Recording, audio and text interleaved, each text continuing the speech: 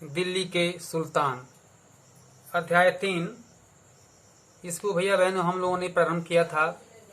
जैसा कि ये अध्याय कुछ बड़ा है, इसमें हम लोग इस बात को ध्यान में रखे थे कि दिल्ली पर सबसे पहले किसका शासन था। तो हम लोगों ने पढ़ा तोमर राजपूतों का, जो तोमर आप देख रहे हैं। इसके बाद ये चौहान और तोमर दोनों शासक आपस में लड़ गए। तोमर को हारना पड़ा और दिल्ली के शासक फिर चौहानों के हाथ हो गया।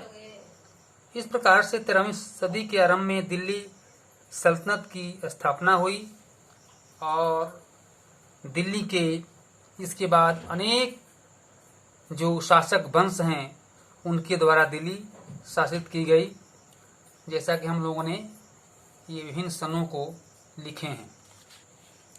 आज हम लोग पढ़ेंगे दिल्ली के सुल्तानों के बारे में जानकारी। कैसे? तो किसी के बारे में जानकारी हम कैसे करते हैं? उनके रहन सहन से, उनके वेशभूषा से, उनके शासन प्रशासन, उनके ये भाषा, इन सभी कारकों से हम उनके बारे में जानकारी प्राप्त करते हैं।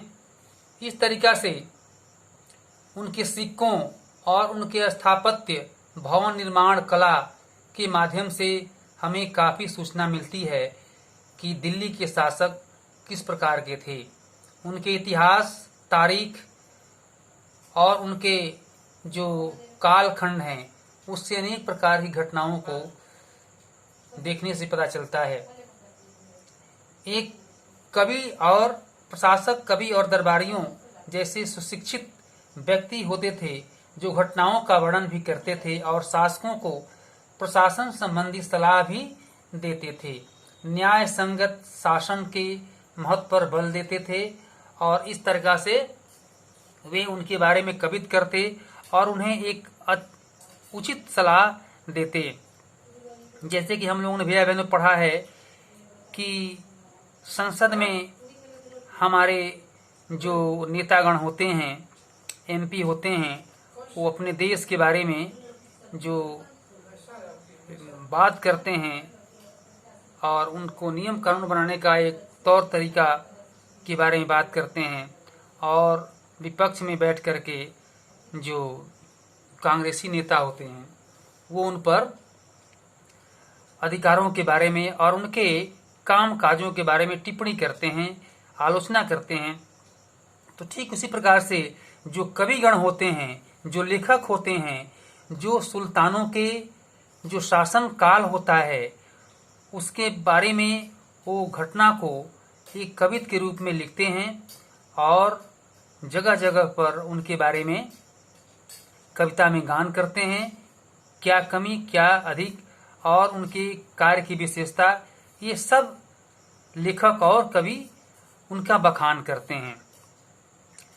जैसे लेखक अक्सर शासकों को जन्मसिद्ध अधिकार और लिंग भेद पर आधारित आदर्श समाज व्यवस्था बनाए रखने की सलाह देते थे। उनके विचारों से सारे लोग सहमत नहीं होते थे, परंतु कुछ लोग ऐसे थे जो उनके घटित घटनाओं के बारे में इनके द्वारा रचना से वो जानकारी प्राप्त करते थे। इतिहासकार मिन्हाज ए सिराज ने स्वीकार किया है कि वह अपने सभी भाइयों से अधिक योग्य और सक्षम थी, लेकिन फिर भी वह एक रानी को शासक के रूप में मान्यता नहीं दे पा रहा था। अर्थात किसके बारे में? जो रजिया सुल्तान जो है एक अच्छी शासक थी, लेकिन उनके भाइयों ने उनको आगे नहीं बढ़ने दिया। परंतु एक ऐसा समय आया जो रजिया शासक बनी। मिन्हाज ए सिराज का सोचना था कि ईश्वर ने जो आदर्श समाज व्यवस्था बनाई है उसके अनुसार स्त्रियों को पुरुषों के अधीन होना चाहिए और रानी का शासन इस व्यवस्था से विरुद्ध जाता था। इसलिए वह पूछता है, खुदा की रचना के खाते में उसका ब्यौरा चूंकि मर्दों की सूची में नहीं आता, इसलिए इतनी शानदार खूबियों से भी उसे आखिर हासिल क्या हुआ। इस प्रकार रजिया ने अपने अभिलेखों और सिक्कों पर अंकित करवाया कि वह सुल्तान इल्तुतमिश की बेटी थी और आधुनिक आंध्र प्रदेश के वारंगल क्षेत्र में किसी समय काकतीय वंश का राजा था। उस वंश की रानी रुद्रम्बा देवी 1262 से 1289 के व्यवहार से रजिया का व्यवहार बिल्कुल विपरीत था।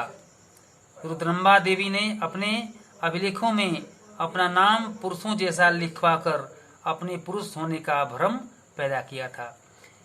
हम लोग एकादता सूत्र में पढ़ते हैं, रुद्रामांबा सुविक्रमा निवेदिता शारदाच प्रणम्या मातृ देवता श्री रामो भरत कृष्णो भीष्मो धर्मस्तथार्जुन मार्कंडेयो हरिचंद्र प्रहलादो नारदो ध्रुव। भैया बहनों, हम लोगों को जो ये रचना की पुस्तक है इसमें इनका वर्णन आया हुआ है कि रुद्रम्मा कौन थी और किस प्रकार से इनका ये एकादता सूत्रम के 33 श्लोकों में इनका नाम है।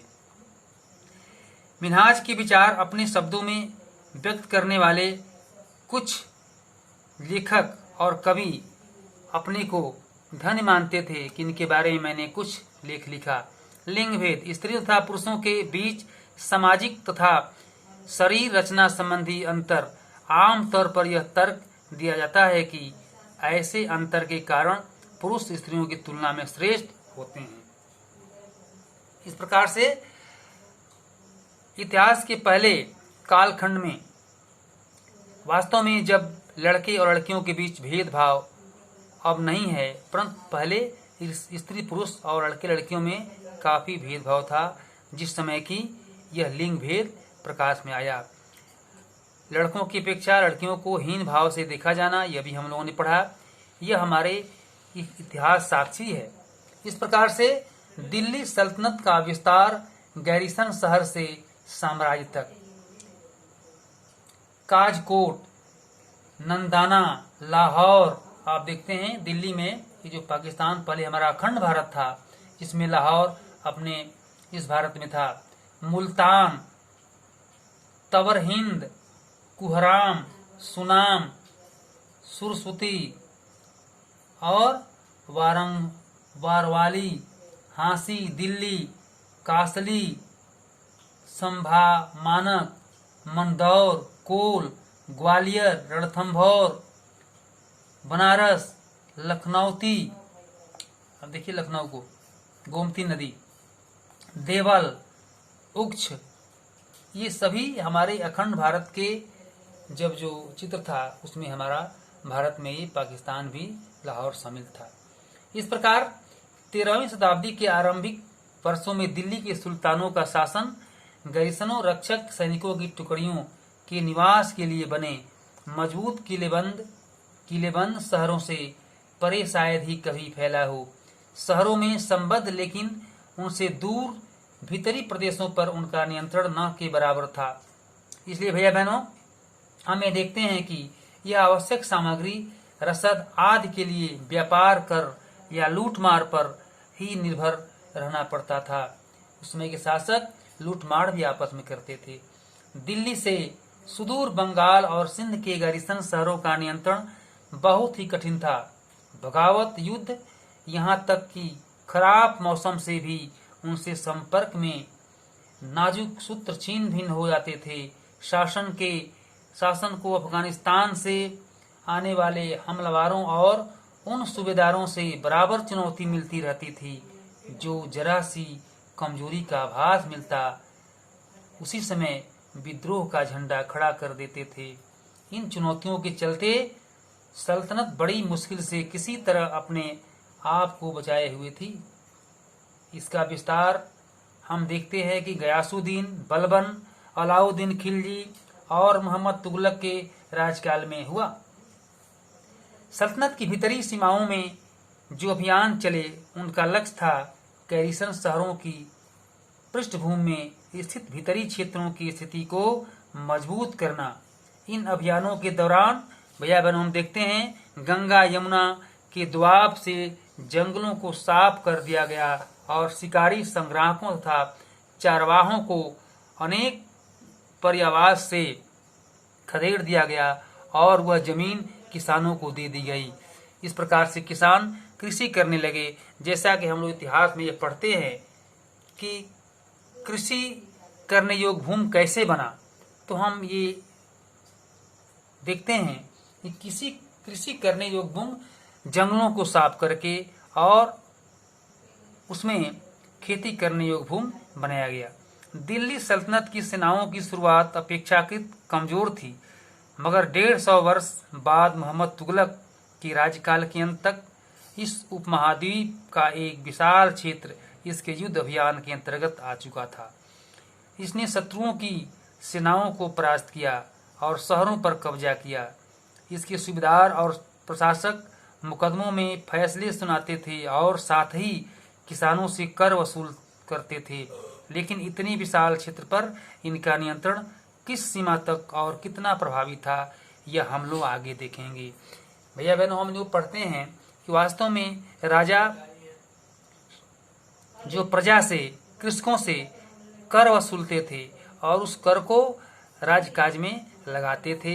इस प्रकार से हम देखते हैं कि दिल्ली कैसे किन किन शासकों के अस्तित्व में शासन में आया और अब क्या है, इस पर हम लोग वर्तमान में विचार करते हैं कि वास्तव में जो दिल्ली का शासन काल था, अनेक मुगलों